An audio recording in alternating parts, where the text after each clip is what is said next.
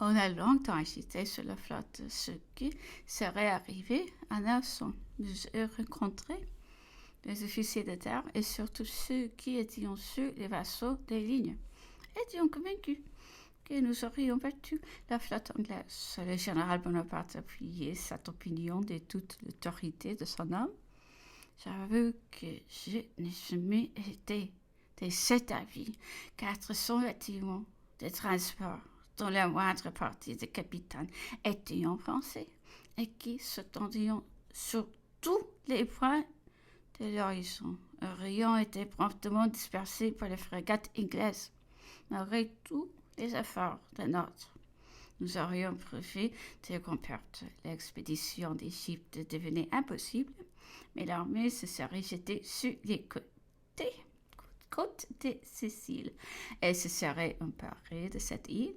Dans la jetée du grand maître et la misérable défense des chevaliers de Malte ayant un coup de la fortune qui protégeait la destinée du général en chef. J'avais reçu l'ordre d'inspecter la fortification de Corfou et les magasins des munitions dont cette vie devait être pourvue.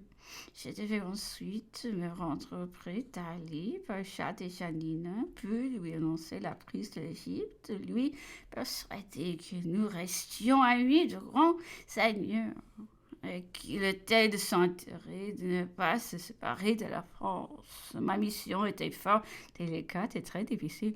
Ali Pacha nous était connu, puis un homme sans foi, qui vivait bien avec les troupes répandues sur les îles ioniennes et sur les littorales de cette portion de la Grèce dont il était le commandant, mais qui nous abandonnerait et deviendrait notre ennemi lorsque sa politique lui présenterait d'autres avantages.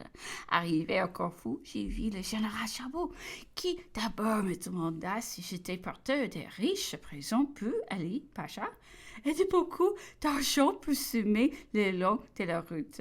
Comme dit-il, ce sont les meilleurs arguments que vous puissiez lui présenter.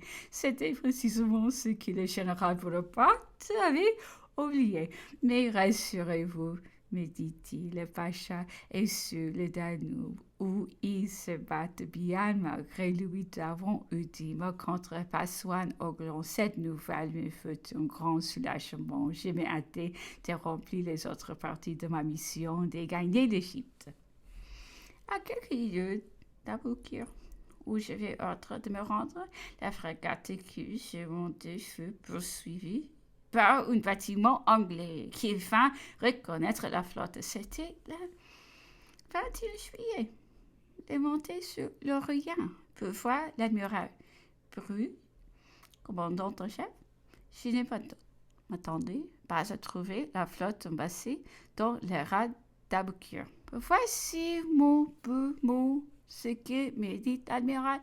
Le général Bonaparte, en quittant Alexandrie, peut s'enfoncer dans le désert, m'a donné l'ordre d'entrer dans le port vieux d'Alexandrie ou de me rendre à Corfou avec la flotte.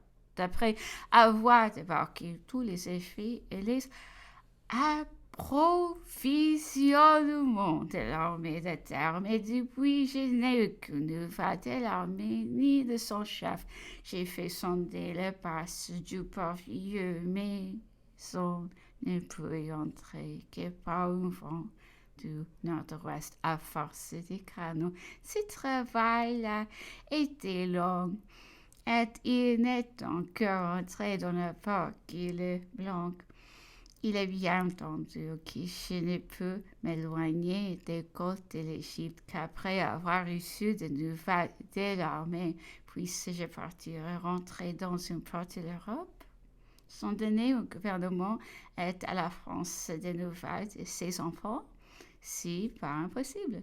Le général Bonaparte trouvait dans les pays des obstacles insurmontables et qui fut obligé de se rembarquer, ne serais-je pas criminel de lui avoir enlevé le seul moyen de retraite qu'il a mis à ma disposition. Depuis que je suis ici, c'est aujourd'hui la première fois que je vois un oiseau anglais. Il est probable que demain ou après, je serai attaqué. Je vais faire revenir le bâtiment qui est dans le port vieux. Si vous m'en croyez, restez auprès de moi. Nous avons bonne espérance et vous aurez l'avantage d'aller porter à votre général la nouvelle d'une belle victoire, puisque je ne pouvais entrer dans le port vieux d'Alexandrie, ni m'éloigner des côtes avant d'avoir reçu de nouvelles. Je me suis établi ici militairement, l'ambassade est de nécessité parce que, étant parti de Toulon avec la moitié des équipages seulement, je n'ai pas assez de monde pour me battre à la voile.